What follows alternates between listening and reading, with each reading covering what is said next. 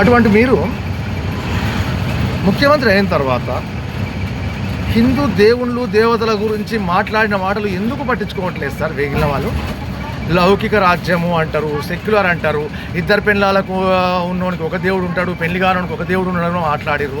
అయినా కూడా నేను స్పందించలేదండి. ఆ రోజు కూడా నేను స్పందించలేదు. ఎందుకంటే మీ పరిపాలనా విధానం బాగున్నది, అది ఓకే, అది మంచో చెడో చేస్తున్నారు సార్. మీ మనుగడ కోసం మీరు ప్రయత్నిస్తున్నారు. ఎట్ ది సేమ్ టైం ఎవరినేం దోచుకోవట్లేదు మీరు. కాకపోతే ఓటు బ్యాంక్ రాజకీయాలు చేస్తున్నారు.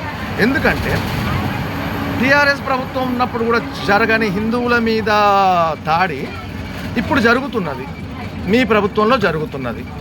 పోయిన సంవత్సరము ముత్యాలమ్మ గుడి విగ్రహాలు పలగొట్టి శివలింగం మీద కాలు పెట్టి ఇవన్నీ చేసిరు సార్. అప్పుడు మీరు ఏం స్పందించారు సార్? అసలు వాడు ఏమైంది, ఆడు కూడా పిచ్చోడే అని చెప్పారు ఆ రోజు, వాడు కూడా పిచ్చోడే అని చెప్పారు ఆ రోజు. ఇప్పటిదాకా వాని కేసు ఏమైందండి? ఏమన్నా చెప్పిర్రా? ఏం చర్యలు తీసుకోలేదు. అప్పుడు వాడిని కొట్టనికపోయిన వాళ్ళ మీద అటెంటివ్ మర్డర్ కేసు పెట్టారు. అంటే ఏదో సినిమాలో ప్రకాష్ రాజ్ చెప్తారు కదా సార్, గిల్లితే గిల్లించుకోవాలి. ఇదేనా సార్ ప్రజాస్వామ్యం అంటే? ప్రజాస్వామ్యం అంటే ఇదేనా సార్? ముస్లింలకు ఒక లా ఉన్నది, సపరేట్ లా. ముస్లింలకు ఒక చట్టం ఉన్నది కదా, అదేవిధంగా మాకు కూడా హిందువులకు కూడా ఒక చట్టం ఏంటి సార్, సపరేట్ చట్టం హిందువులకు.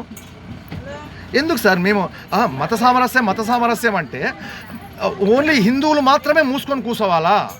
హిందువులు మాత్రమే మూసుకొని కూర్చోవాలా? మిగిలిన మతాల వాళ్ళు మా హిందువుల దేవతల మీద దేవుళ్ళ మీద దాడి చేస్తుంటే మేము కూర్చోవాలా? ఇది ఎంతవరకు కరెక్ట్ అండి? ఇది ఎంతవరకు కరెక్ట్ అండి? ఉచ్చబోస్తాడా? మా దేవుళ్ళ మీద ఉచ్చబోస్తాడా? వాడు ఉచ్చబోస్తే వాడు పిచ్చోడు అని సర్టిఫికేట్ ఇస్తున్నారు. మరి మా హిందువుల పిచ్చోళ్ళ మసీదుల మీద దర్గాల మీద ఉచ్చాలు కాదు సార్. మేము పిచ్చి పనులు మేము చేయదలుచుకుంటే మా అంత పిచ్చి నా కొడుకులు ఉండరు. ఇది మీకు కనబడదా? ఒకవేళ మేము చేస్తే మీరు తట్టుకుంటారా? సుమోటోగా తీసుకొని నా మీద కేసు పెట్టండి అవసరం పడితే. ఇది నేను చెప్పదలుచుకున్నా. 100% ఇది నా హిందువులకు మళ్ళీ ఒకసారి చెప్తున్నా, మత సహనం పరమత సహనం అని కూర్చోవడం కాదు, పరమత సహనం అని కూర్చోవడం కాదు. పరమత సహనం అంటే నిన్ను తంతే కూర్చోవడం కాదురా దరిద్రుడా. నువ్వు ఎదుటి మతాన్ని గౌరవించు, వాడిని కొట్టకు తిట్టకు. నీ మతాన్ని ఎవరైనా కించవరుస్తే నరికి పోగులు పెట్టు. అది రా దరిద్రుడా నీకు నేర్పింది. నీ ఇంట్లో నీ పెళ్ళం పిల్లల్ని ఎవరన్నా అంటే ఊరుకుంటావురా దరిద్రుడా. నీ అమ్మరా హైందవం అంటే నీ అమ్మరా, సనాతన ధర్మం రా దరిద్రుడా. ఎందుకు చూసుకుంటా కూర్చున్నావురా లక్కోర్రా కొడక.